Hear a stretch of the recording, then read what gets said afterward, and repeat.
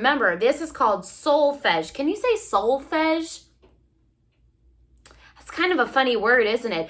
Basically, all it means is that you're going to turn into a fancy musician one day. So these different hand signs and our symbols help us to learn the notes that we sing in a song. So let's start it out on do. Can you make your fist into a ball like this with me? Yeah, do that. Awesome.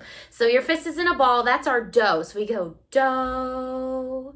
Then we make our hand like a rocket ship up to the moon and we say re. Good job. Then flat like a tabletop for mi.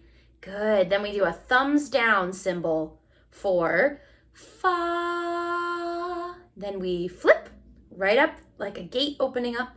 So. Then we pretend to pick up a stinky sock. Ew. This is la. Then we point up to the sky. Ti. Last but not least, do. Wonderful job, everybody. All right, let's do those really quick one more time, a little faster. Here we go. Do, re, mi, fa, so, la, ti, do. Wonderful job, everyone. Give yourself a pat on the back. You are amazing musicians.